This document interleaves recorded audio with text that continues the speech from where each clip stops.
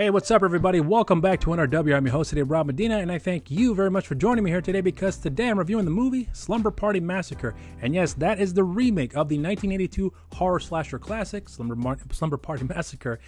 And I will point out right now that I am not going to be getting into any spoilers with this review.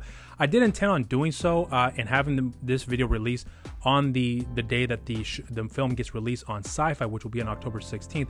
But there were some last minute changes that did occur that actually did affect for me to be able to make the time to make this video and have it ready by Saturday. So unfortunately, it didn't turn out that way. But come to think of it, I think it was probably for the best for me to get into some things that I thought that I could highlight here for me without really getting into spoilers, in hopes that it would encourage you for you to check out the film, and hopefully you guys will come to enjoy it. I'm not going to be getting into any of the plot details here for this movie because if I do that, I believe it's going to just take away from the enjoyment factor that should come with this movie. Really not knowing too much about it, but I'm sure when you see the trailer, you'll understand that it's clearly obvious they're not taking the exact same story beat for beat from the original 1982 film. And to be honest with you, I thought at one point I didn't see the movie. So when I saw this movie, I went back to go watch the original 1982 film. And to my surprise, I actually do remember seeing this movie. I was a little kid when I saw it. I mean, I must have been like, I don't know, 7, 8, or somewhere around then. I think I might have seen it like on Showtime or Cinemax. I can't remember, one of those channels I saw way back in the day. It's been such a long time that I just was buried in my memory bank. But as far as the overall plot, as for many of you guys do know, if you've seen the trailer, that there is a slumber party, there's a killer out there with a drill, and he's killing people left and right. And now the girls have got to fight off this killer and defend themselves and try to come out on top. It's pretty much it right there. So without further ado, let's get into my positives, and then of course we'll get into my negatives. My first positive for this movie, it has to do with the fact that they have not taken the same story that we've seen before in the 1982 horror slasher, but rather taking a whole different approach to it. I mean, they still kept a lot of the same aesthetics as far as the story, some of the story elements of the original film that they've obviously infused in this movie, because obviously they want to pay respects to the original 1982 classic, and even the sequel that came out, I believe, in '87, which I actually did see, but I hadn't seen in such a long time. A lot of my memory about that movie is extremely vague, but for seeing this movie certainly reminded me certain beats that I recall from the sequel that I do remember when watching this film, oddly enough. And I have never seen the third film, so I don't know anything about it, so I don't know if it's good or bad. Know nothing about it at all. I never looked into it. But this movie certainly has paid respects to the original, but definitely keeping its own identity and taking a whole new direction as far as the story is concerned, which I really did appreciate. And for anyone who's not familiar with the 1982 classic, that movie is actually directed by a female director, and it's actually written by a female screenwriter. The director of the 1982 classic is Amy Holden Jones, and the screenwriter is Rita Mae Brown. So in this movie, they kept that consistent, where they have a female director in Danishka Esterhazy, I believe is how you pronounce her name, and the screenwriter Susan Kelly or Keeley. I can't remember how you pronounce it properly, so if I butchered the name, I apologize. That is not my intention here. But I want to highlight one other thing too about the horror genre. I remember a while ago, must have been like a few weeks ago, there was somebody that pointed out that they want to see more female empowerment in movies. And I thought, have you ever seen a horror movie? Because there is nothing but that. A lot of the main characters in the horror films are mostly female, and they always come out on top 99% of the time. Well, there's a few exceptions, of course, but 99% of the time, the majority of the leads in the horror movie have always been females, and they've always, and I mean always, came out on top. So it was nice to have that female touch when it came to the 1982 horror classic, and then this remake here. So I thought that was still consistent, and it actually worked out well, in my opinion, in telling the story and not repeating the same things that occurred back in 1982, where you see a lot of naked women, and this time around you don't really get any of that at all. In fact, that's something that I actually wasn't looking for in this movie, but I did notice it as the film had progressed. So I thought that they were smart in trying something completely different to not follow through with those familiar traits that a lot of horror fans have grown up with back in the 80s and early 90s, but really do something a little more, for lack of a better term, I guess sophisticated is the right word. If it's not the right word, I don't know what it is.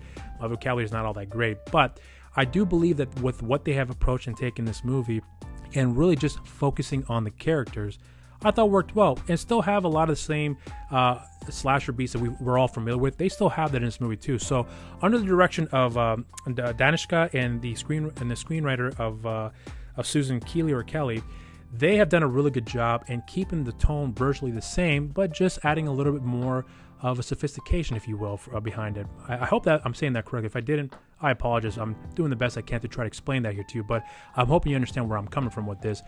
But my overall thoughts on the approach with this movie, I did appreciate. The other positive for me has to do with the characters in this movie.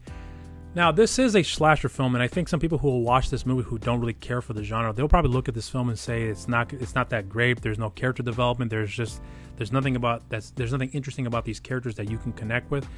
I guess I could agree with it to a point, but considering that the slasher genre doesn't really do well when it comes to characters, and 90% of the time when I watch the movie, I'm just enjoying it for the horror factor. I just want to enjoy the kills, and I want to enjoy the crazy shenanigans that a lot of these characters get into. And this movie definitely delivers that in that department. But as far as the character developments are concerned, there really isn't a whole lot of it. But honestly, I didn't really care. I didn't really come for that. And I don't mean to say that in a negative light, but I just knew what I was getting into. And I was actually quite content with what I've got as far as the characters are concerned. I can't recall a single character in this movie that I did not like. I think virtually every single one of these characters that I've come across, I liked. Obviously some more than others, but for the most part, I really did like everybody. I just can't recall if there's one that stuck out that really left a bad impression on me. I don't think there was anything like that at all in this movie. So as far as the characters are concerned, I thought they were great. The other positive for me, believe it or not, has to do with where they shot the movie, because this movie was actually shot in Stellenbosch, South Africa, and the movie takes place here in the United States, but it just shows you how ignorant I was when it came to the landscape, because when I looked at that, it looked very American to me. I was ignorant to the fact that other countries have a very similar backdrop too, so it's not specifically as an American backdrop, but I just thought of it that way because I've seen that before here in the United States. And I am not a nature guy. I'm not the guy who doesn't want to go hiking or want to go camping, but I definitely was intrigued enough to want to go out and visit that part of the country, specifically in Stellenbosch, to see the overall view of that particular area, because it did look very beautiful, and I'm curious to see how everything else in that area looks like. So in that regard, for me, that's a positive, because it definitely did encourage me to want to go check out that part of the country if I ever have the opportunity to go out and travel out there. As far as the kills are concerned with this movie, I actually did like it. It's definitely not the most grotesque kills I've ever seen in my life. And honestly, I was actually expecting a little bit more toned down version when it came to the violence in this movie, because this is going to be airing on Sci-Fi. So I was expecting it to be a lot more toned down, but to my genuine surprise, the kills were a bit more graphic than I anticipated. So there were certainly elements as far as the violence are concerned that were really satisfying for a guy like myself who loves over the top blood and guts in the horror movies. So I did appreciate that they really didn't necessarily tone that down. But I also appreciated the fact too that when it came to the kills, I wouldn't say they're the most creative, but they definitely were a lot of fun. So I was still engaged and invested with what they were doing in as far as the killing department was concerned. And I almost forgot to highlight too that the directing under Miss Danishka Esterhazy, I forgot to point out that I think she did a really good job in the directing of this movie too, because the horror beats in this movie we've all seen before. There's nothing really that unique about that, but it's for any fan out there that knows what to expect when it comes to the slasher genre. Danishka certainly did a really good job in keeping that consistent, but keeping it very fresh in a lot of ways. Nothing really unique in terms of like trying something new, but rather just keep it consistently the same for everyone who's seen the horror genre, or fans of the horror genre, and still keeping those beats still the same, but just with a more modern flair. So I got to give a lot of props to her and everyone else involved in creating those beats we've seen before, but still keep it invested for everyone else who's watching the movie. So I hope that people who do watch it and have never seen a horror slasher film before, when they watch this movie, hopefully they walk away with some fun and violent entertainment, if you will. So on to my negatives. Without getting into spoilers here, here's what I'm going to point out. The killer in this movie, the killer with the drill, he's played by the actor Rob Van Vuren, who plays the character of Russ Thorne. So this character, I thought, worked well. There's something about the way the killer looked, given that crazy eye look, that I thought was really funny, and also very interesting that they still kept that consistent like in the original film. So I thought that worked very well when it came to the look of the character.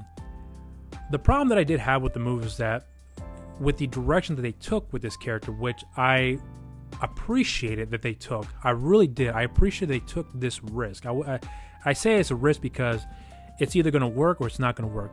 It didn't really entirely work for me personally, but I still enjoyed it for what it was, but I just was not really thrilled with it. I didn't hate it. I don't hate this movie at all. In fact, I think it's a fun movie. This is a movie that I definitely would go back and watch again. In fact, I actually would go watch it the day it gets released on Sci-Fi on the 16th.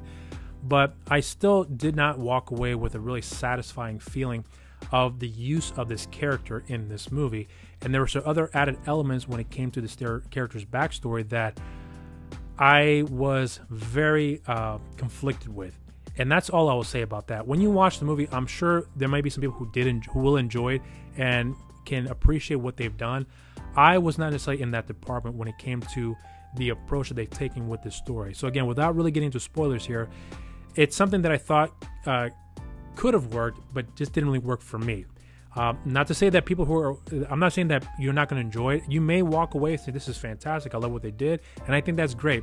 But for me personally, it just didn't do a lot for me. So that's really my biggest negative. But there are some other areas as far as the negatives are concerned that I will not get into because it will be under that spoiler territory. Hopefully you guys will understand where I'm coming from with that here. But for sure, the biggest negatives for me has to do with the use of the killer and then the added elements that were incorporated with the story to kind of give it that final payoff that I just really didn't care for all that much. But didn't hate it, just wasn't really my cup of tea. As far as my overall thoughts are concerned with this movie, I had fun with the movie. I did enjoy the film for what it was. I know for a fact this is not going to be a film for everybody. This definitely is going to be an acquired taste. But even for a horror fan like myself, with a lot of the subgenres that are in the horror genre, even some of the other subgenres are not always going to be for me. There's so many different subgenres out there that it's almost crazy and ridiculous in a lot of ways. And I don't mean that in a negative light, but it's just way too many things out there that it's hard for me to keep up. But at the same time, even when I do learn about them, it's not something that I may always want to gravitate to, unless it's something that really sticks out above the rest that I'm willing to take a chance on it. But in this particular case here, I grew up watching these type of films. Like, I love the slasher genre, especially from the 80s and early 90s. I just love the way that they're shot, the way that they're put together. As cheesy and schlocky as they are, I meant to say, it is just a lot of fun for me. And this movie certainly offered that for me. The positives for me certainly outweighed the negatives. But as far as the negatives concerned, as I mentioned before, it's just the way that the killer was used. I really didn't appreciate it. I'm not saying I hated it, and I'm not saying that they were wrong. I'm not saying that. It's just that I wish it could have been done a little bit better. I'm sure there are going to be some people out there who think this is genius and they love it and this is the way they should have done it and they're happy with it, and they might think I'm a dumbass. Truthfully, I don't really care. All I'm saying is that it was a decision that I didn't really cling on to, but I understand and I appreciate why they did it, and I think it worked well for the movie, but it just really wasn't my cup of tea. But that being said, though, my overall thoughts on the film is, believe it or not, I give this a raise a glass. And those are my overall thoughts on the film. I'd be very curious for anyone out there who's never seen a horror slasher film, and if this is gonna be the first one you're gonna be watching, I'd be very curious to hear your thoughts in the comment section down below. And also, if you haven't done so already, subscribe to our channel. Make sure you also share and like our videos and hit the notification bell while you're down there. Follow us on our social media accounts. We have a Facebook and Instagram page at New Release Wednesdays and on Twitter at the NRW. Follow me on my social media accounts. On Instagram, Rob_Medina0585. On Twitter, RobMedina0585. And on Facebook, simply just Rob Medina. And don't forget, I have a show on the channel called You're So Cool with Rob Medina, and we have a social media accounts as well too. On Instagram, You're So Cool with Rob Medina. On Twitter, You're So Cool WRM. And as always, I'm very grateful you guys for taking the time out of your days to watch this review. I hope you guys enjoyed it, and until next time, stay safe out there and